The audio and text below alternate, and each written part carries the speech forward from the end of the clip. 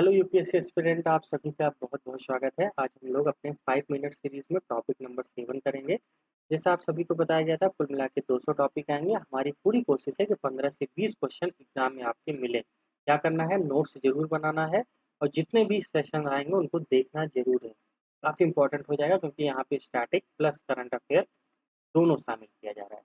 चलिए आज के टॉपिक पे बात करते हैं। आज का टॉपिक है अर्बन कोऑपरेटिव बैंक, मतलब शहरी सहकारी बैंक। अगर बात करें इनके डिफिनेशन की तो ध्यान रखना, कोई औपचारिक रूप से इनको परिभाषित नहीं किया गया है, लेकिन ये कहा गया है कि जो कोई शहरी या अर्ध शहरी क्षेत्र में कोई सहकारी बैंक जो प्राथमिक तौर पे काम करता है तो उन्हें हम क्या बोलते हैं, शहरी सहकारी बैंक या अर्बन कोऑपरेटिव बैंक कहते हैं। इन्हीं की तरह कई और चीज़ें हैं, उनके भी ऊपर आइए ध्यान ले लेते हैं।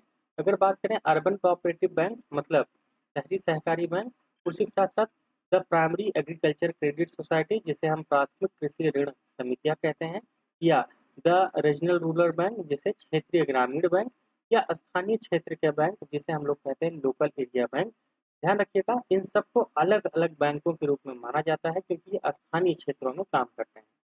इनके बारे में ज़्यादा डिटेल जानने के लिए, जैसे कि इनका रेगुलेशन क्या है, इनके ऊपर कंडीशंस क्या है, टर्म्स एंड कंडीशंस क्या है, आरबीआई इनको कैसे देखता है, इन सब चीज़ के लिए आप ऊपर आई बटन पे क्लिक करेंगे, आपको डिटेल में इकोनॉमिक्स की क्लास में ये बताई गई थी, आप वहाँ से इनके बारे में जानकारी ले सकते हैं। चलिए आगे बात करते हैं। देखिए, जो अर्बन कोऑपरेटिव बैंक्स हैं, अभी हाल ही में इनमें कई सारी चीज़ों में परिवर्तन आए हैं। उसी पे यूपीएससी 2022 में भी क्वेश्चन पूछी थी, कई बार इसके पहले भी क्वेश्चन आ चुके हैं।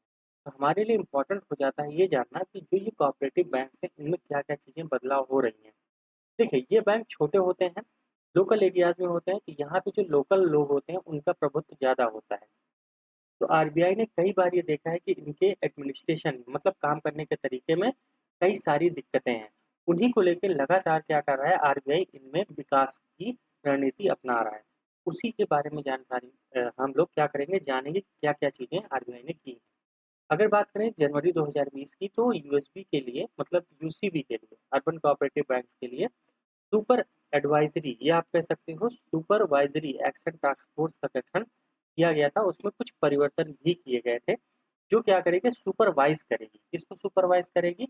अर्बन कोऑपरेटिव बैंक्स को। ठीक है। अगर उसके आगे बात करें तो जून 2020 में, क्योंकि इसके पहले जून 2020 के पहले ये जो भी बैंक थे, जैसे जो सहकारी बैंक है ना, सहकारी बैंक है, या कह सकते हो कि ऐसे बैंक जिनके कई सारे राज्यों में भी उनकी ब्रांचेस थी, जिसे बहुराज्य सहकारी बैंक कहते हैं।